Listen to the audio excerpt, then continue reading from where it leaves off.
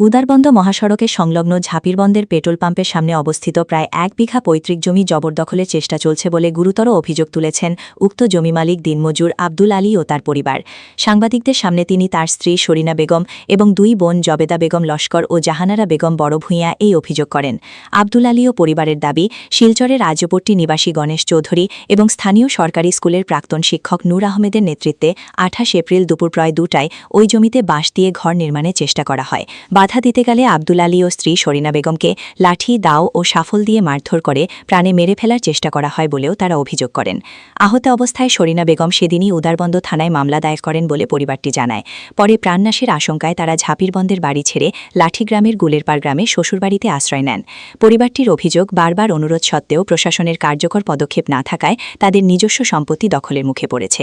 তাই তারা মুখ্যমন্ত্রী ড. হিমন্ত বিশ্ব শর্মা, কাছাড়ের জেলাশাসক এবং পুলিশ প্রশাসনের কাছে দ্রুত ও নিরপেক্ষ তদন্তের মাধ্যমে জমি উদ্ধারের কাতর আবেদন জানিয়েছেন।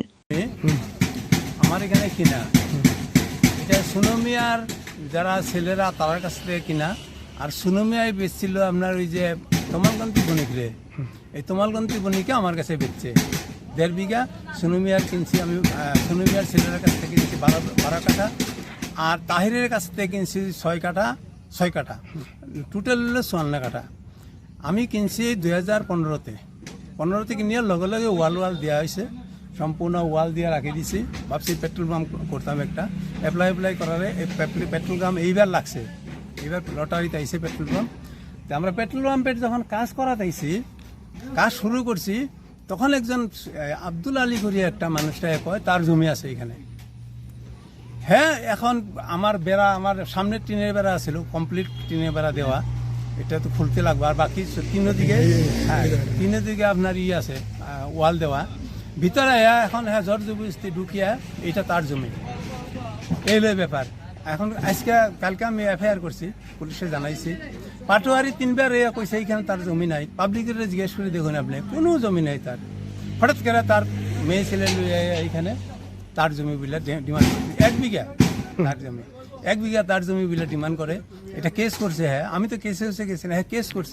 এখন একদম এস পার নর্ম যেটা নাকি নিয়মে, যেটা আমি এই জমি কিনছি আমার হক পয়সা দিয়া, এখন গভর্নমেন্টে দেখুক এটা আমার, আমি হক জায়গা আমি যাতে ইলিগেলি তারা এন্ট্রি না করে ওইটা দেখবো। কইতেছি যে আমরা কোনো দরবারই কোনোদিনও যাইতাম না, প্রসিজারের যেটা আইন অনুযায়ী তাই অ্যাকশন নিত। তাই সকালে আইসে, সকালে কইছে তুমি বেড়া লাগাও, তার অনেক সকালে আইসে। সকালে আমি রিকোয়েস্ট করছি, তানরা আমি ধন্যবাদ জানাই যে অন্তত আইনটা তান সুরক্ষাভাবে মেনটেন করতেছে। ওনার মতো মানুষ যদি আমাদের এদিকে এই অঞ্চলে থাকে, তবে আশা করি এই সব ক্রুগেট, এই সব মাফিয়া, এগুলো অটোমেটিক্যালি এরা যেতে লাগবে এখান থেকে।